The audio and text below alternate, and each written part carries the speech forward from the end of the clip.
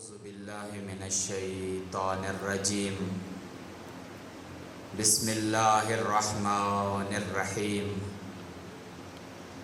الحمد للہ رب العالمین والصلاة والسلام علی سید الانبیاء والمرسلین ابی القاسم محمد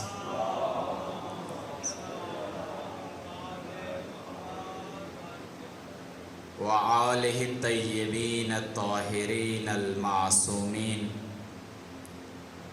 اما بعد فقد قال الامام حسین علیہ السلام ہیہات منا ذلہ. صلوات پڑھیے محمد و آل محمد کی ذات پہ.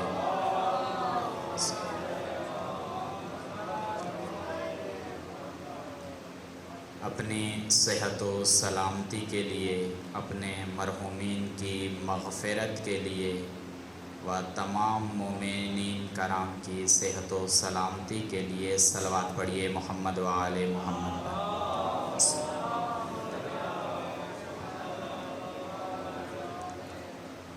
خداوند متعال نے انسان کی ہدایت کے لیے دین مبین نازل کیا.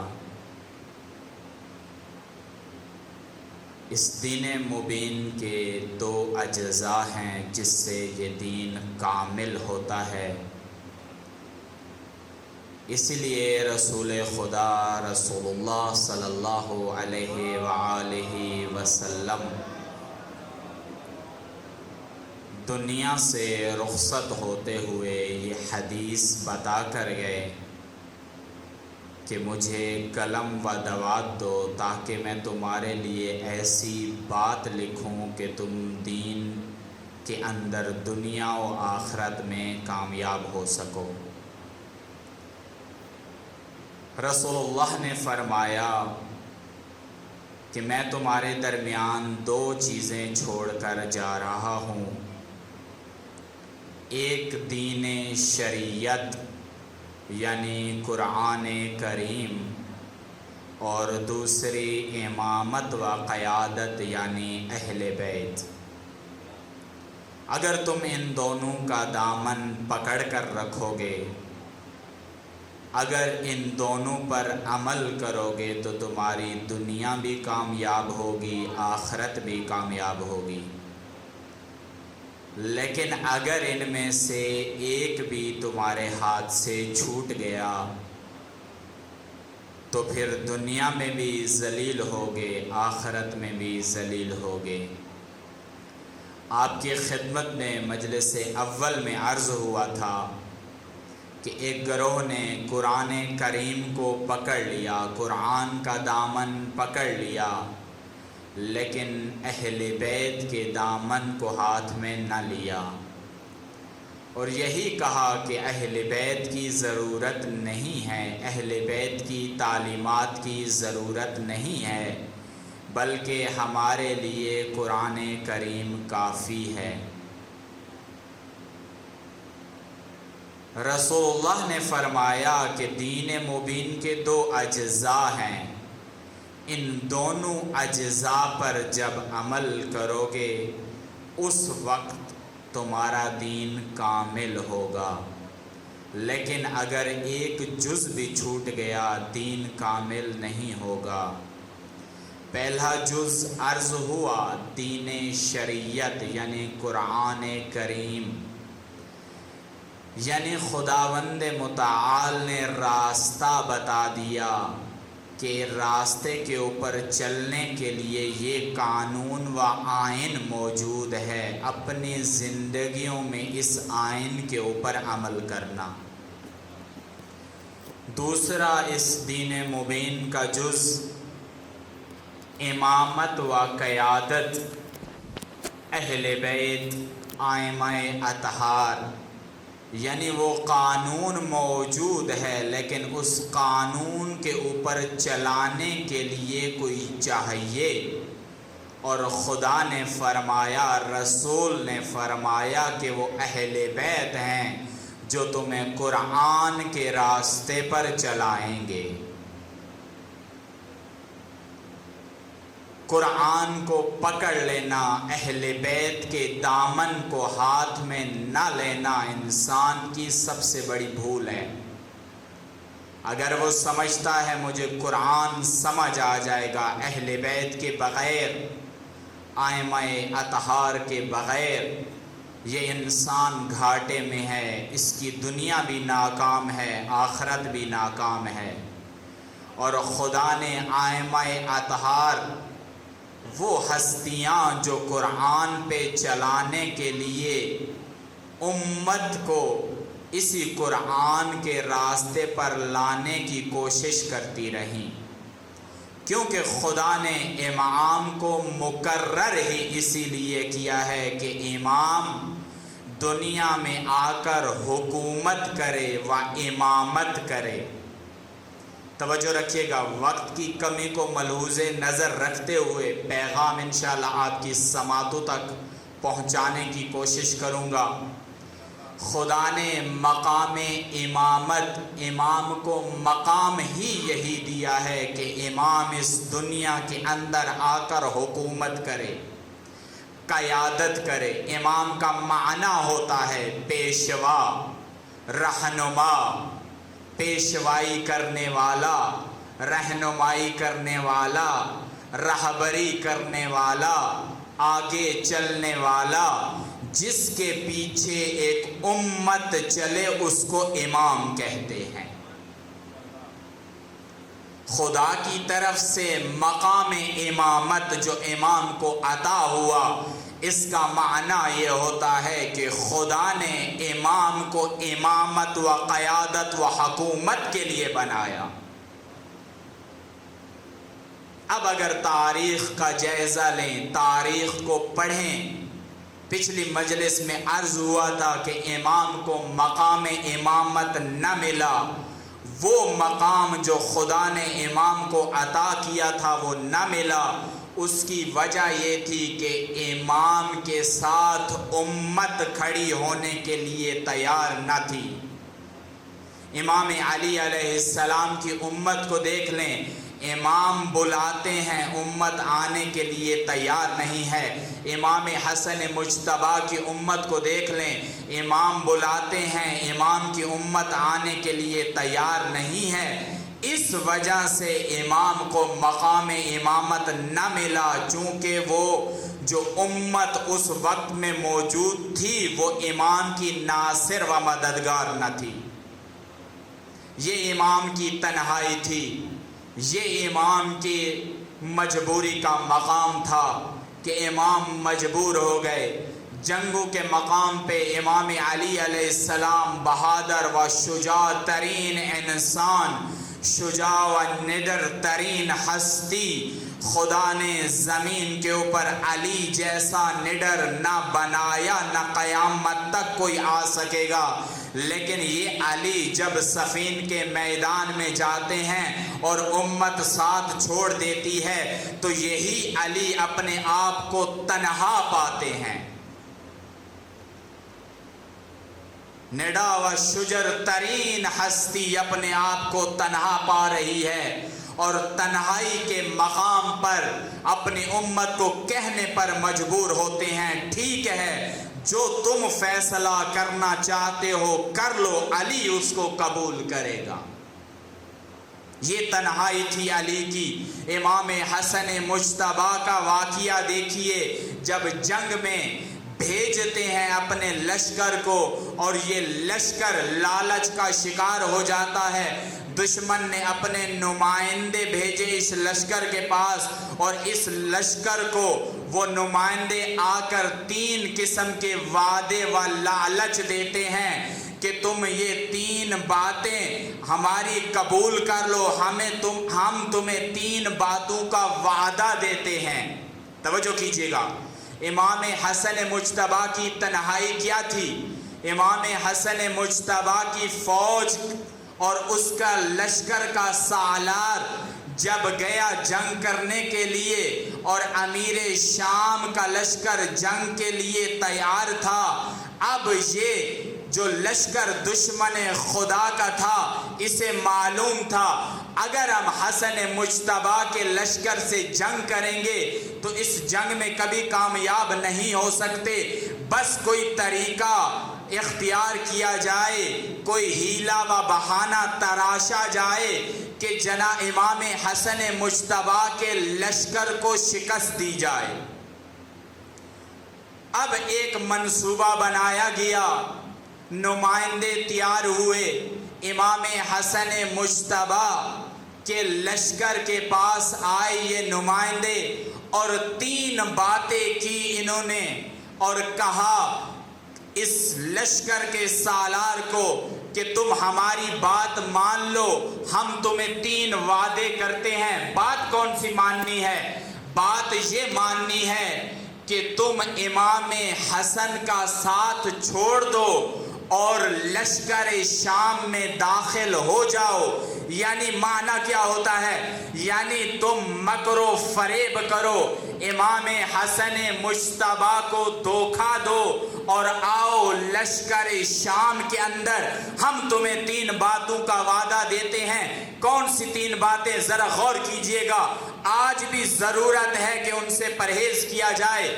پہلی بات کہ تمہیں مقام و منصب عطا کیا جائے گا، تمہیں کرسی عطا کی جائے گی، تمہیں صدر بنایا جائے گا، تمہیں وزیر اعظم بنایا جائے گا، آج کی زبان میں سمجھا رہا ہوں، تمہیں کسی پارٹی کا صدر بنا دیا جائے گا۔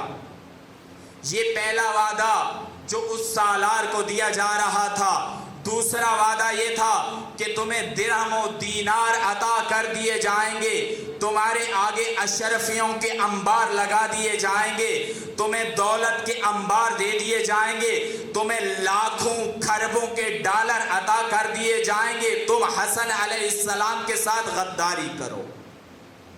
یہ دوسرا وعدہ تھا۔ تیسرا وعدہ کون سا دیا گیا اس سالار کو اور اس لشکر کو؟ کہ تمہاری شادی اس وقت کی حسین ترین عورت سے کر دی جائے گی۔ یہ 3 وعدے دیے کہ تم امام حسن مجتبیٰ کو دھوکہ دو اور ان کا ساتھ چھوڑ دو، ہم یہ 3 وعدے تمہیں دیتے ہیں۔ اور یہ شخص عبید اللہ ابن عباس جو لشکر امام حسن مجتبیٰ کا سالار تھا، یہ ان 3 وعدوں کی زد میں آ گیا، اس لالچ میں آ گیا، کہا ٹھیک ہے مجھے قبول ہے، تم مجھے اشرفیاں عطا کرو، درہم و دینار و ڈالر عطا کرو، تم میری شادی ایک خوبصورت ترین عورت سے کرو اور تم مجھے مقام و منصب عطا کرو، میں حسن علیہ السلام کو دھوکہ دینے کے لیے تیار۔ یہ تاریخ کا جز ہے، یہ تاریخ کا صفحہ ہے جس نے امام حسن مجتبیٰ کو تنہا کیا۔ امامت کی تنہائی تاریخ بتاتی ہے۔ امامت کہاں تنہا ہوئی؟ حکومت کہاں تنہا ہوئی؟ مقام امامت کہاں تنہا ہوا؟ شجاع ترین امام جب ناصر ساتھ چھوڑ جاتا ہے، امام تنہا ہو جاتا ہے۔ امام کو ناصر چاہیے، امام کو مددگار چاہیے، امام کو نصرت والا چاہیے، امام کو وہ چاہیے جو امام کی پیروی کرے، امام کو وہ چاہیے جو میدان میں موجود ہو۔ ایسا نہ ہو کہ امام میدان میں ہے، پیروکار گھر میں بیٹھا ہے، امام میدان میں ہے، پیروکار نماز میں کھڑا ہے، امام میدان میں ہے، پیروکار روزہ رکھ کے گھر بیٹھا ہے، امام میدان میں ہے، پیروکار مفاد کی دنیا میں موجود ہے۔ توجہ رکھیے گا، دھوکے میں آ گیا یہ شخص، اور پھر تاریخ بتاتی ہے کہ صرف دشمن نے اس کو دھوکہ دیا۔ دھوکے کے بعد دشمن نے 3 وعدے پورے نہ کیے، کیونکہ معلوم تھا دشمن کو جو حسن مجتبیٰ کے ساتھ دھوکہ کر سکتا ہے وہ شام کے لشکر کے ساتھ بھی دھوکہ کر سکتا ہے۔ 3 وعدے پورے نہ ہوئے، اور یہ 3 وعدے بہت خطرناک وعدے ہیں، بہت مضر وعدے ہیں۔ کسی کو یہ وعدے دے دیے جائیں اور اگر وہ ان وعدوں کی زد میں آ جائے تو اس کا ایمان چلا جاتا ہے، وہ دائرہ ایمان سے خارج ہو جاتا ہے۔ یہ 3 وعدے آپ دیکھیے، اگر کسی کو مقام منصب کا وعدہ دیا جائے کہ تمہیں مقام عطا کر دیا جائے گا، تم یہ کام کرو، تو کیا ہوتا ہے؟ آج بھی دنیا آپ دیکھیں، عالمی سیاست کو دیکھیں، کسی بھی سیاسی کی حالت آپ اگر دیکھنا چاہیں اور اگر اس کو مقام و منصب کا وعدہ دیا جائے تو وہ غداری کرنے کے لیے تیار ہو جاتا ہے، قوم کے ساتھ، ملک کے ساتھ غداری کے لیے تیار ہو جاتا ہے۔ کیوں؟ کیونکہ اسے وعدہ دے دیا گیا ہے، کرسی کا وعدہ، وزیر اعظم کا وعدہ، صدر کا وعدہ، وزیر کا وعدہ، اور اس وعدے کی زد میں آ گیا، اب وہ غداری کرنے کے لیے تیار ہے، ملک کے ساتھ غداری کرنے کے لیے تیار ہو جاتا ہے، قوم کے ساتھ غداری کرنے کے لیے تیار ہو جاتا ہے۔ خطرناک وعدہ ہے۔ دوسرا، درہم و دینار کے ذریعے سے لوگوں کے ایمان کو خریدا جاتا ہے، اشرفیوں کا وعدہ دے کر لوگوں کا ایمان بیچا جاتا ہے۔ آج کے دور میں ڈالر کی پیشکش کرنے کے بعد لوگوں کے ایمان کو خریدا جاتا ہے، اور پھر اس کا ایمان خریدنے کے بعد جو دشمن چاہتا ہے اس سے وہ کام لیا جاتا ہے۔ اس کی میں مثال اس طرح سے عرض کروں، آج منبر حسین سے بہت خطرناک منصوبے کے تحت بہت سارے کام انجام پا رہے ہیں۔ یہ منبر حسین جس سے مقصد حسین پیش ہونا تھا، جس کے ذریعے سے دنیا کو کربلا کا اور امام حسین علیہ السلام کے قیام کا مقصد بتانا تھا، لیکن اگر کوئی درہم و ڈالر کے لالچ میں آ کر اس منبر کو استعمال کر کے خصوصاً تفرقے کی بات کرتا ہے، شیعہ کو شیعہ سے لڑا رہا ہو، سنی کو سنی سے لڑا رہا ہو، شیعہ کو سنی سے لڑا رہا ہو، اس کا معنی یہ ہوتا ہے کہ اس کے پیچھے ڈالر موجود ہے جو قرآن کے رکن کو، دین کے رکن کو تباہ کر رہا ہے۔ وحدت قرآن کا رکن ہے، وحدت اسلامی دین کا رکن ہے۔ خداوند متعال قرآن میں فرماتا ہے کہ خدا کی رسی کو مضبوطی سے تھامے رکھو اور تفرقہ نہ کرو۔ اب اگر کوئی آئے اور منبر حسین سے تفرقے کی بات کرے تو معلوم ہوتا ہے کہ اس کے پیچھے درہم موجود ہیں، ڈالر موجود ہیں جو اس کی زبان سے تفرقہ اگلوا رہے ہیں۔ اس جانب بہت زیادہ توجہ کی ضرورت ہے۔ آج ہمارا ملک جس لیول پہ پہنچ چکا ہے، جس مقام پہ پہنچ چکا ہے، اگر تفرقہ اور زیادہ پھیلایا گیا، چاہے وہ سنی کے منبر سے ہو یا تشیع کے منبر سے ہو، یہ بہت ہی مضر اور خطرناک ہوگا، ہم سب کے لیے بہت خطرناک ہوگا۔ کسی کے مقدسات کی توہین نہیں کی جا سکتی۔ شیعہ کے منبر سے اگر کوئی سنی کے مقدسات کی توہین کرتا ہے، غلط کر رہا ہے، حرام کام انجام دے رہا ہے، اور اہل سنت کے منبر سے اگر کوئی تشیع کے مقدسات کی توہین کر رہا ہے، حرام عمل انجام دے رہا ہے۔ مقدسات کی توہین حرام ہے۔ رہبر معظم انقلاب سید علی خامنائی نے حکم دیا، فتویٰ نہیں دیا، حکم دیا، حکم ولایی دیا، ولایت کے درجے پر ہوتے ہوئے حکم دیا، کیا کہ کسی کے مقدسات کی توہین کرنا حرام ہے۔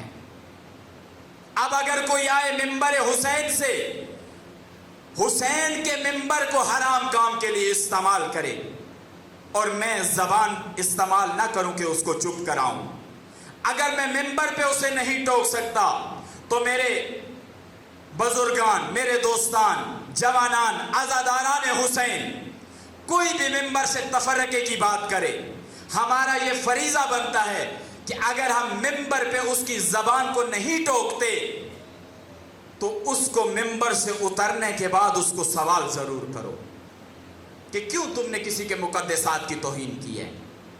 کیوں تم نے مقدسات کو چھیڑا ہے؟ غلط کام، غلط بات کرنا اور اس کے بعد اس کو ٹوکنا، یہی سیرت سجاد ہے۔ آئیں، کس کی سیرت اپنانے کے لیے آج بیٹھے ہیں؟ کس کی عزاداری میں آپ جمع ہوئے ہیں؟ آج شب شہادت سید الساجدین، ایک بار صلوات پڑھ لیجئے محمد و آل محمد۔ امام علیہ السلام کی سیرت کیا ہے کہ جب دربار یزید میں یزید نے خطیب کو حکم دیا کہ جب جناب زینب علیہ نے خطبہ دیا، اس خطبے کے بعد لوگوں میں ہلچل مچ گئی، یزید پریشان ہو گیا کہ ماحول بدل گیا ہے، حالات بدل رہے ہیں، کہیں ایسا نہ ہو یہ سب لوگ ہمارے خلاف ہو جائیں، یہ سب یزید کے خلاف ہو جائیں۔ اس نے ایک خطیب کو حکم دیا کہ جاؤ خطیب، منبر کے اوپر چڑھنے کے بعد اپنی خطابت دکھاؤ، اپنی خطابت کے جملے بیان کرو۔ توجہ کیجئے گا، بہت اہم سیرت ہے جناب سجاد کی۔ یہ خطیب آیا، منبر کے اوپر سوار ہونے کے بعد اس نے سرزنش کی اہل بیت کی، توبیخ کی اہل بیت کی، اور آ کر کہتا ہے کہ اہل بیت نعوذ باللہ ایک غلط فعل انجام دے رہے تھے کربلا کے میدان میں۔ اس کا یہ کہنا تھا، منبر کے اوپر چڑھ کر یہ کہہ رہا تھا کہ اہل بیت نے غلط کام کیا ہے، خاندان اہل بیت نے غلط کام کیا ہے۔ یہ خطیب یہ بیان کر رہا تھا، سیرت سجاد یہاں پر جوش میں آئی، جذبے میں آئی، اور سجاد علیہ السلام نے اس خطیب کو ٹوکا، روکا اس خطیب کو کہ اے شخص تو کیا بیان کر رہا ہے؟ تو لوگوں کی خوشنودی حاصل کرنے کے لیے اللہ کو ناراض کر رہا ہے۔ سیرت سجاد یہ ہے کہ جب اللہ کی ناراضگی مول لی جا رہی ہو، جب دین کے خلاف بات کی جا رہی ہو اور لوگوں کو خوش کیا جا رہا ہو، تو وہاں پر سیرت سجاد یہ ہے کہ کھڑے ہو جاؤ اور اس خطیب کی زبان کو روک دو، اس خطیب کی زبان کو کاٹ دو اور اس کے جملے کو روک دو اور کہو کہ کیوں تو دین کے خلاف بات کر رہا ہے۔ یہ سیرت سجاد ہے۔ آج ہم سیرت سجاد سیکھنے کے لیے آئے ہوئے ہیں، آج ہم سیرت سجاد اپنانے کے لیے آئے ہوئے ہیں۔ سیرت سجاد بیڑیاں پہننا نہیں ہے، سیرت سجاد اپنے گلے میں زنجیر باندھنا نہیں ہے، سیرت سجاد اپنے ہاتھوں کو قید کرانا نہیں ہے۔ یہ سیرت یزید کی ہے کہ جو قید کرتا تھا، جس نے سجاد کو قید کیا۔ سیرت سجاد قید ہونا نہیں ہے، قید کرنا نہیں ہے، یہ سیرت یزید کی تھی۔ سیرت سجاد یہ ہے کہ جہاں بھی دین کے خلاف بات ہو رہی ہو، اس میدان میں کھڑے ہو جاؤ اور اس زبان کو کاٹ دو۔ یہ سیرت سجاد ہے، یہ امام سجاد کی سیرت ہے۔ لیکن کیوں آج ایسا ہو رہا ہے؟ افسوس، صد افسوس کہ آج منبر سے تفرقے کی بات کی جاتی ہے اور کوئی روکنے کے لیے تیار نہیں ہوتا، کوئی پوچھنے کے لیے تیار نہیں ہوتا، کوئی اس خطیب سے سوال کرنے کے لیے تیار نہیں ہوتا کہ کیوں تو نے اس کے مقدسات کی توہین کی ہے۔ رہبر معظم کا فرمان، حکم آپ کو پیش کیا۔ سید سیستانی کیا فرماتے ہیں اہل سنت کے بارے میں؟ توجہ کیجئے گا، جملہ سید سیستانی کا نایاب جملہ، مقدس ترین جملہ، آپ کے فقیہ کا مقدس ترین جملہ کیا ہے؟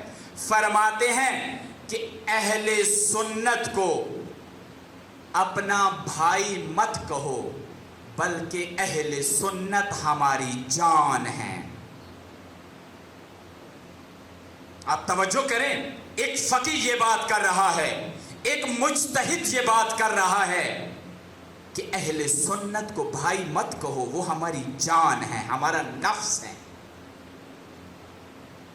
نفس سمجھتے ہیں آپ کا نفس کیا ہے؟ سمجھتے ہیں آپ سارے؟ یہاں سے توجہ کریں کہ ہم کیوں اس مقام پہ آ گئے کہ اہل سنت کو کہ مقدسات کی توہین کرتے ہوئے اب تفرقے میں آ گئے ہیں، جھگڑنا شروع کر دیا ہے۔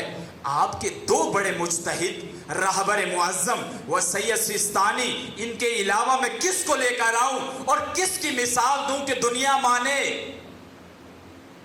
کس کی مثال دیں؟ کس کی بات بتائیں؟ اس کے علاوہ بڑا کون ملتا ہے جو مکتب تشیع میں بڑا ہو، جو مکتب تشیع کو سمجھنے والا ہو؟ میں اگر مدرسہ نہیں گیا ہوں اور میں اپنے مجتہد کی بات کو ٹھکرانے کے لیے تیار ہو جاتا ہوں، وائے ہو مجھ پر، افسوس ہے مجھ پر اور ان لوگوں کے اوپر جو مقدسات کی توہین کر رہے ہیں۔ بہت حساس مقام ہے۔ آج ہمارا ملک کس لیول پہ پہنچا ہوا ہے؟ پچھلے دنوں دیکھیں جو ریلی نکلی اور نعرہ لگتا ہے کافر کافر شیعہ کافر، یہ نعرہ لگایا جاتا ہے۔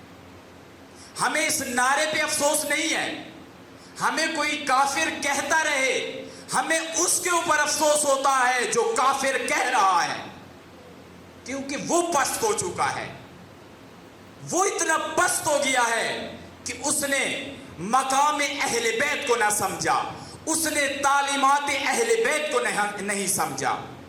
اگر وہ تعلیمات اہل بیت کو سمجھ چکا ہوتا کبھی نہ کہتا کافر کافر شیعہ کافر۔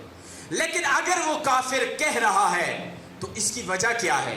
کیوں وہ اس مقام پہ آیا ہے؟ اس کی وجہ یہ ہے کہ جب منبر سے ان کے مقدسات کی توہین ہوئی تو پلٹ کر اس کا ری ایکشن یہ ہوا کہ انہوں نے ہمارے مقدسات کی توہین کرنا شروع کر دی۔ اسی لیے حکم ہے کہ کسی کے جھوٹے خدا کو جھوٹا مت کہو، کیونکہ جب تم اس کے جھوٹے خدا کو جھوٹا کہو گے وہ تمہارے سچے خدا کے پر آ کر بات کرے گا، وہ اس کو آ کر جھوٹا کہے گا۔ لیکن کیا ہو گیا ہے؟ افسوس ہوتا ہے ان لوگوں پر جن کی زبان کے پیچھے ڈالر موجود ہو، جن کی زبان کے پیچھے MI6 موجود ہو۔ دشمن یہی چاہتا ہے کہ آج تفرقے کے ذریعے سے نابود کر دو، آج تفرقے کے ذریعے سے شیعہ اور سنی کو آپس میں لڑا دو۔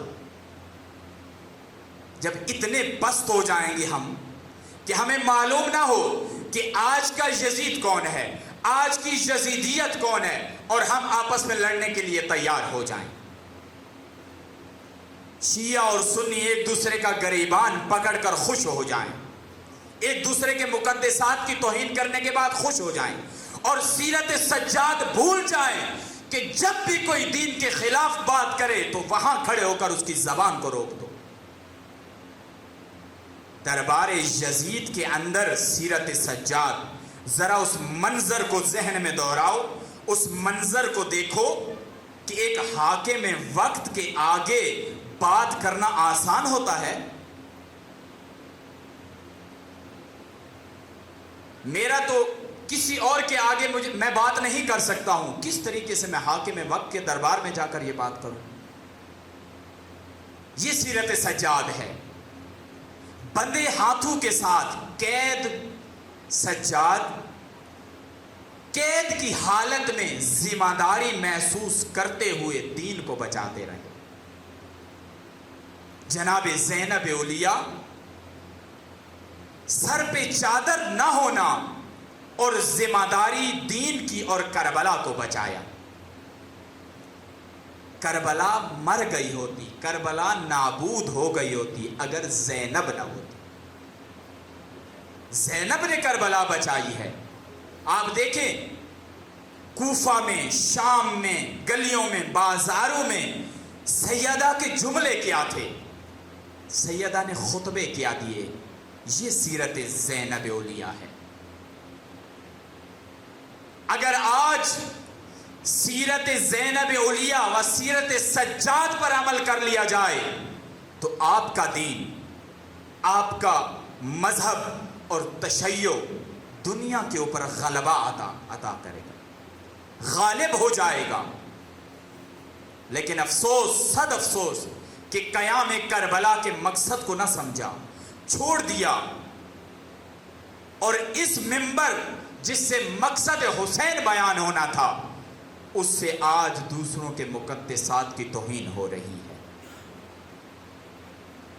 یہ مقام و منصب کا لالچ، یہ درہم و دینار و ڈالر کا لالچ، اور تیسرا لالچ کہ تمہاری شادی ایک خوبصورت ترین عورت سے کر دی جائے گی، یعنی عورت کا لالچ، یہ بھی انسان کو نابود کرتا ہے، یہ بھی انسان کے ایمان کو خرید لیتا ہے۔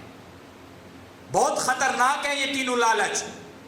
مولا علی علیہ السلام کے کو سجدے میں ضربت لگانے والا کس لالچ میں آیا تھا؟ آپ کو معلوم ہے، اس کی تاریخ معلوم ہے؟ عبد الرحمن ابن ملجم کی کیا تاریخ تھی؟ یہ صحابی تھا مولا علی کا، یہ صحابی تھا، لیکن یہ صحابی اس مقام کے اوپر پہنچ گیا کہ اپنے وقت کے امام کو شہید کرنے کے لیے تیار ہو گیا۔ اور کیوں اس نے آ کر سجدے کی حالت میں مولا کو ضربت لگائی؟ اس لیے کہ یہ لالچ میں آ گیا تھا، یہ ایک عورت کے لالچ میں آ گیا تھا، اور اس لالچ کی وجہ سے اپنے وقت کے امام کو شہید کرنے کے لیے تیار ہو۔ اتنا خطرناک ہے یہ لالچ، تینوں لالچ۔ انسان کو توجہ رکھنی چاہیے اس جانب، چاہے وہ صورت علمائی میں ہو یا ایک عام انسان ہو یا کسی بھی شے کا رکن ہو، کسی تنظیم کا رکن ہو، ان تین مقامات کا بہت خیال کرنا چاہیے کہ کہیں پر بھی اس کے لالچ میں نہ آ جائے، بہت خطرناک ہے۔ اور اسی لالچ نے امام حسن مجتبی کو تنہا کر دیا، تنہا ہو گئے امام، اور یہ جا کر مل گیا اس دشمن کے ساتھ۔ یہ حالت ہوئی امامت کے ساتھ، امامت کو مقام نہ ملا، امامت کو قیادت نہ ملی، امامت کو حکومت نہ ملی، اور آج ہم بیٹھے ہیں اپنے وقت کے امام، امام عصر، امام زمان علیہ السلام کے انتظار میں۔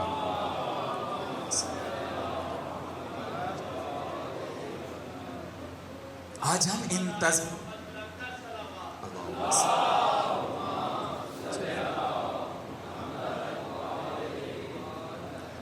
انتظار میں ہیں، منتظر ہیں۔ انتظار کرنے والی کی فضیلت ہے۔ روایات میں ہے کہ جو شخص بھی اپنے وقت کے امام کا انتظار کرتا ہے، منتظر ہے، انتظار کرتا ہے، اس کا مقام ایسے ہے۔ امام جعفر صادق فرماتے ہیں کہ اللہم صلی علی محمد و علی، اس کا مقام ایسے ہے جیسے رسول اللہ کی معیت میں اور رسول اللہ کے لشکر میں ہوتے ہوئے وہ مقام شہادت پر فائز ہوتا ہے۔ یہ مقام ہے منتظر کا، یہ مقام ہے انتظار کرنے والے کا۔ وہ ایسا، ایک اور روایت ہے، وہ شخص ایسا ہے جو انتظار کرتا ہے اپنے وقت کے امام کا کہ وہ امام مہدی کے ساتھ خیمے میں موجود ہو۔ لیکن کون سا منتظر، کون سا ایسا شخص جو انتظار کرنے والا؟ آیا وہ شخص انتظار کرنے والا جو گھر میں بیٹھ کر اپنے امام کا انتظار کرے کہ کب ظہور ہوگا؟ نہ، منتظر اس کو نہیں کہتے۔ میں بہت توضیح کرتا، لیکن وقت کی گنجائش نہیں ہے، دامن وقت میں گنجائش نہیں ہے۔ منتظر وہ شخص ہوتا ہے جو اپنے موجودہ حالات سے خوش نہ ہو اور ایک روشن مستقبل کی کوشش کر رہا ہو، اس کو منتظر کہتے ہیں۔ جو گناہوں سے نکلنے کی کوشش کرے، جو موجودہ وقت سے نکلنے کی کوشش کرے اور اس کے بعد ایک حکومت حق کے انتظار میں زندگی بسر کرے۔ حکومت حق کے انتظار میں اس کا معنی یہ ہوتا ہے کہ وہ حکومت حق کی کوشش کرے، دین کے نفاذ کی کوشش کرے۔ اس کو کہتے ہیں منتظر، انتظار کرنے والا۔ اور اگر ہم اصحاب حسین کی طرح نہ بنے، وقت کا امام تنہا ہمارا انتظار کرتا رہے گا۔ آج ہم کہتے ہیں ہم منتظر ہیں، امام فرماتے ہیں میں منتظر ہوں۔ کس کا منتظر ہیں امام؟ امام اس امت کے منتظر ہیں جو امام پر اپنی جانیں نثار کرنے کے لیے تیار ہو جائے، پھر امام ظہور کریں گے۔ امام آج اس امت کے منتظر ہیں، اس پیروکار کے منتظر ہیں کہ جو اصحاب حسین کی طرح کردار پیش کر سکیں۔ عرض ہوا تھا اصحاب حسین کی فضیلت، کیوں فضیلت ہے؟ کبھی سوچا کیوں فضیلت ہے اصحاب حسین کی؟ کیوں اتنا بلند مقام ہے ان کا؟ سوچا؟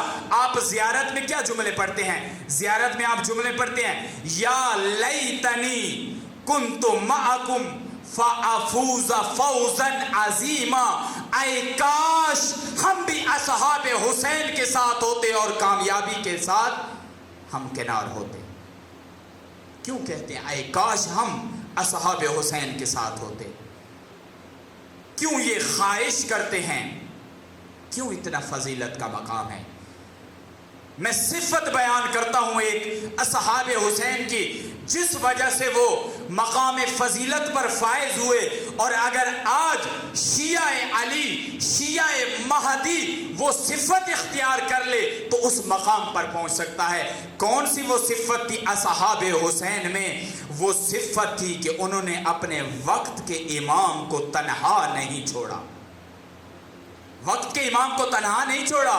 شب عاشور امام فرما رہے ہیں چلے جاؤ، تم مجھے چھوڑ کر چلے جاؤ، جنت دوں گا، میں ذمہ دار ہوں، چلے جاؤ۔ جانے کے لیے تیار نہیں ہوتے، چھوڑنے کے لیے تیار نہیں ہوتے۔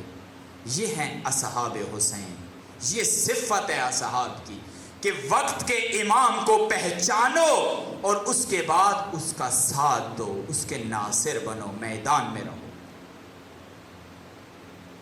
یہ صفت ہے۔ ایک بار صلوات پڑھ لیں محمد و آل محمد کی ذات۔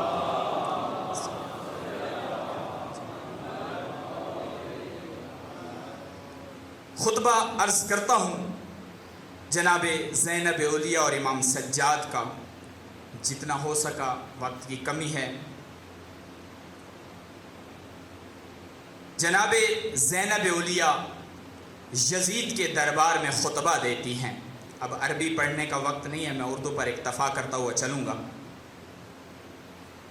وہ کیفیت ذرا ذہن میں سوچئے گا کہ ایک خاتون، ایک عورت دربار میں موجود ہو اور لوگ بھی موجود ہوں، یزید بھی موجود ہو، اور ایک خاتون کس طرح سے خطبہ دے رہی ہے۔ یہ خطبہ رہنمائی ہے ہمارے لیے، اس زندگی میں رہنمائی ہے۔ میں اس لیے نہیں پڑھ رہا ہوں کہ مجھے ثواب ہوگا، میں اس لیے پڑھ رہا ہوں کہ یہ خطبہ مجھے رہنمائی کیا دیتا ہے۔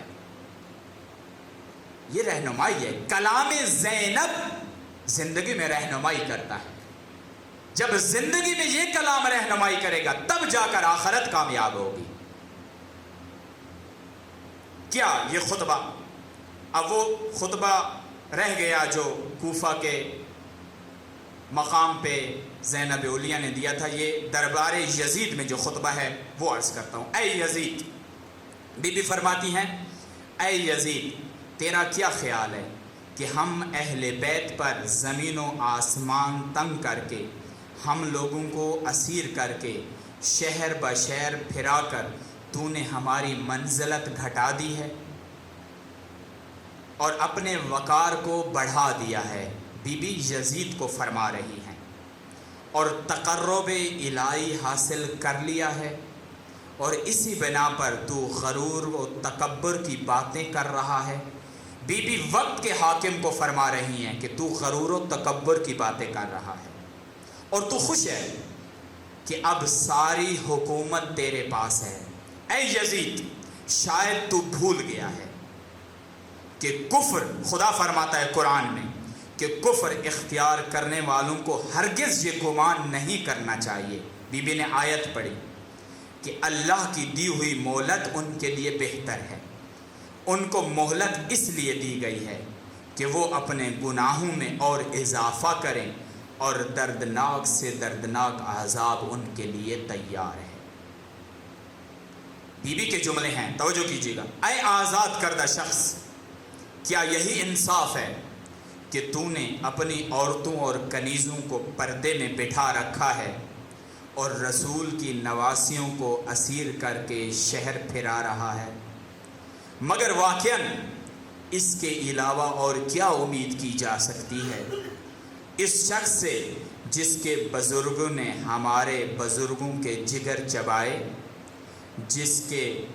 جس کا گوشت ہمارے شہیدوں کے خون سے نشو نما پایا ہے؟ بھلا وہ شخص دشمنی نکالنے میں کیوں دیر کرتا جس کے دل میں روز بدر و احد سے ہی ہم لوگوں کی عداوت پل رہی ہے؟ بی بی کے جملے ہیں، توجہ رکھیے گا۔ افسوس، زمانے کے انقلاب نے مجھے مجبور کر دیا ہے کہ میں تجھ سے بات کروں۔ بی بی فرما رہی ہیں، زمانے کی تبدیلی نے مجھے مجبور کر دیا ہے کہ میں تجھ سے بات کروں، ورنہ میں تجھے اس قابل ہی نہیں سمجھتی، ورنہ میں تمہیں اس قابل ہی نہیں سمجھتی، اور یہ بھی سمجھتی ہوں کہ میری یہ توبیخ اور سخت گفتگو تیرے اوپر کوئی اثر نہیں کرے گی، اس لیے کہ اس کا اثر تیرے اوپر کوئی بھی نہیں ہوگا۔ لیکن ہائے افسوس، آنکھوں میں آنسو جاری ہیں، اور یہ عجیب حادثہ ہے کہ فوج شیطانی کے ہاتھوں لشکر خدا کے عزت دار لوگ قتل ہو گئے۔ بی بی نے خطبہ کیا دیا؟ یزید کو کیا فرمایا کہ مجھے معلوم ہے، میں جانتی ہوں کہ میری یہ باتیں، میری یہ گفتگو، میری یہ سرزنش، میری یہ توبیخ تجھ یزید کے اوپر کوئی اثر نہیں کرے گی، لیکن افسوس مجھے یہ باتیں کرنی پڑ گئی ہیں۔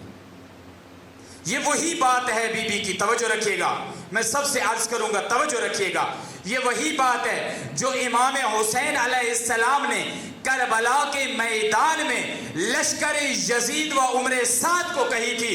کیا فرمایا تھا امام نے؟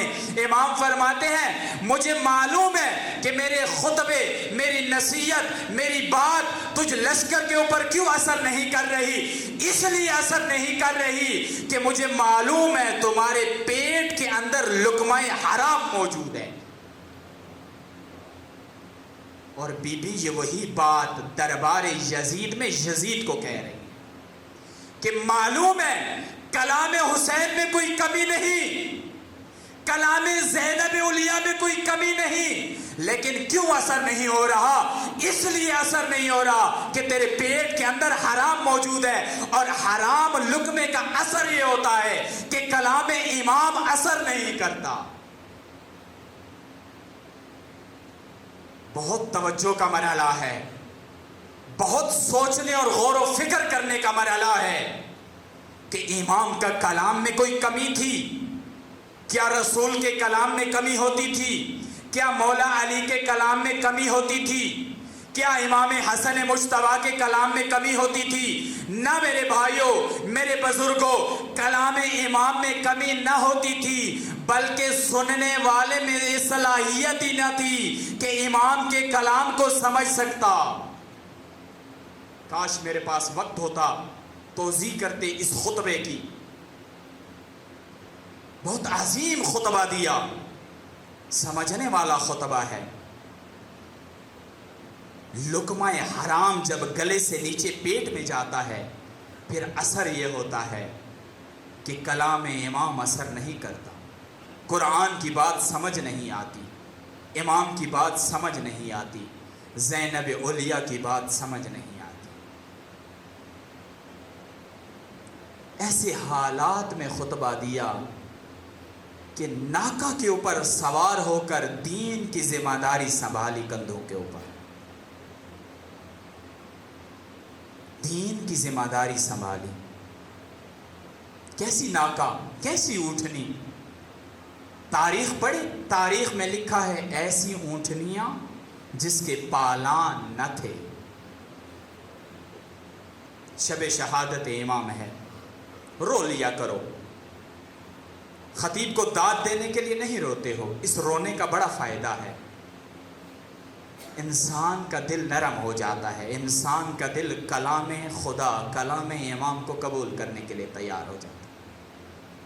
اگر رونا نہ بھی آئے نا تو رونے کی شکل بنا لیا کرو، ثواب الگ ہے، دنیا میں بڑا فائدہ ہو جاتا ہے انسان کو، ثواب بہت ہے، دنیا میں فائدہ یہ ہوتا ہے کہ کلام سمجھ آنا شروع ہو جاتا ہے۔ ہائے افسوس، ان لائنوں نے سوار کیا بیویوں کو، اور ایسے اونٹ، ایسی اونٹنیاں جس کے پالان نہ تھے، پالانوں کے بغیر اونٹنیاں، اور ایک بیوی کو ایک اونٹ کے اوپر سوار نہ کیا گیا بلکہ دو دو تین تین بیویوں کو ایک ایک اونٹ کے اوپر سوار کیا گیا۔ معلوم نہیں کیسے بیویاں اپنے آپ کو سنبھالتی ہوں گی۔ شام غریبہ ہوئی، 11 محرم الحرام کو جب قافلے کو تیار کیا جا رہا تھا نا کہ اب روانگی ہوگی، تو بیویاں آئیں امام سجاد کے پاس اور آ کر کہتی ہیں، اے وقت کے امام، ایک درخواست ہے ہماری، توجہ کرنا، ایک درخواست ہے ہماری۔ کیا درخواست ہے؟ امام نے فرمایا، بیویاں فرماتی ہیں کہ ایک مرتبہ ان لائنوں سے درخواست کیجئے کہ ہمیں اپنے شہیدوں کی زیارت کرنے کے لیے جانے دو۔ کربلا کی سرزمین پر یہ لاشیں بکھرے پڑے تھے، امام سجاد گئے، جا کر درخواست کی، ان لائنوں نے مان لیا کہ ٹھیک ہے، جانے سے پہلے ایک مرتبہ زیارت کر لو۔ یہ زیارت کرنے کے لیے اجازت ملی، جو ہی اجازت ملی بیویاں اپنے اپنے شہید کی طرف دوڑ پڑی۔ سب بیویاں اپنے شہید کے پاس گئیں اور خدا کی بارگاہ میں استغاثہ کرنے لگی، اپنے شہید کو مخاطب کر کے فرماتی کہ ہمیں تازیان مارے گئے، ہمارے اوپر بہت ظلم ہوا، ہمارے کان چھد گئے ہیں، ہماری بالیاں اتاری گئی ہیں، جو بڑا ظلم ہمارے اوپر کیا گیا ہے، ہماری چادریں لوٹ لی گئی، ہماری چادریں نہ بچی۔ لیکن راوی کہتا ہے قیامت کا منظر تھا کربلا کی سرزمین پر، حسین کے عزاداروں، وہ کون سا منظر تھا؟ ایک بی بی لاش کے ٹکڑے اکٹھے کر رہی تھی، ہاتھوں میں اٹھا کر اللہ کی بارگاہ میں استغاثہ کرتی ہے، اللہم تقبل منا ھذا القربان، پروردگارا زینب کی یہ قربانی قبول کرنا۔ قیامت کا منظر تھا کربلا کی سرزمین پر۔ بس امام سجاد کے پاس یہ لائن آئے، آ کر تازیانے مارنا شروع کر دیے۔ لائن کہتا ہے جلدی کر بیویوں کو واپس بلاؤ، جلدی واپس بلاؤ۔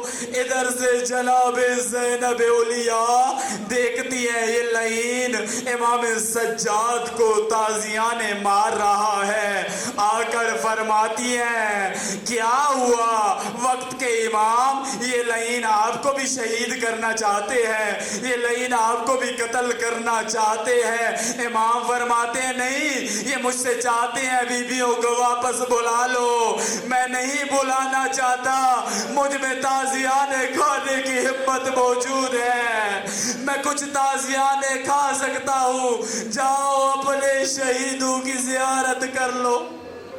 سرزمین پر معلوم ہے جب سوار کیا گیا بیویوں کو ان اونٹوں کے اوپر اور لشکر کو روانہ کیا گیا، قافلے کو روانہ کیا گیا، امام سجاد کی روایت بیان کر رہا ہوں، امام فرماتے ہیں مجھے کس طریقے سے انہوں نے قید کیا، مجھے کس طریقے سے انہوں نے سوار کیا۔ امام فرماتے ہیں میرا ایک ہاتھ کندھے کے اوپر تھا، میرا دوسرا ہاتھ کمر کے اوپر تھا، اور میرے ان ہاتھوں کو پیچھے سے باندھا گیا تھا، مجھے اونٹنی کے اوپر سوار کیا گیا تھا، میرے گلے میں توک باندھا گیا تھا، اور اس اونٹنی کو روانہ کیا گیا تھا۔ جب یہ اونٹنی ہچکولے کھاتی، میرے گلے میں توک لگتا، میرے گلے سے خون بہ رہا تھا۔ قربان جاؤ سید الساجدین، الا لعنت اللہ علی قوم الظالمین۔